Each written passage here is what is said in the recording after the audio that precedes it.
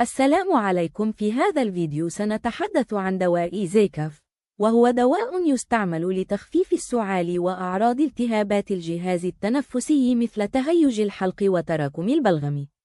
ويستعمل هذا النوع من الأدوية عادة عندما يعاني الشخص من سعال مزعج ناتج عن نزلات البرد أو التهابات الجهاز التنفسي العلوي. يحتوي زيكاف على مكونات تساعد على تهدئة السعال وتخفيف تهيج الحلق، كما يمكن أن تساعد بعض مكوناته على تسهيل خروج البلغم من الجهاز التنفسي. فعندما يتراكم البلغم في الشعب الهوائية، قد يسبب السعال والشعور بعدم الراحة في الصدر، وهنا يساعد الدواء على تحسين التنفس وتخفيف الأعراض. يستخدم هذا الدواء في حالات السعال المصاحب لنزلات البرد أو التهابات الحلق والقصبات الهوائية، كما قد يستعمل لتخفيف تهيج الحلق الذي يسبب السعال المستمر، خاصة في حالات الزكام أو التهابات الجهاز التنفسي البسيطة. بالنسبة لطريقة الاستعمال، غالبا ما يتوفر الدواء على شكل شراب للسعال، وتختلف الجرعة حسب عمر المريض وشدة الأعراض، لذلك يجب دائما اتباع تعليمات الطبيب أو الصيدلي، أو الالتزام بالجرعات الموجودة في النشرة المرفقة مع الدواء.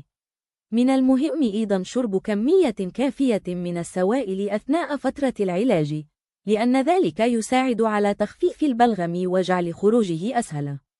كما ينصح بالراحة وتجنب العوامل التي قد تزيد من تهيج الجهاز التنفسي مثل التدخين أو الهواء الملوث.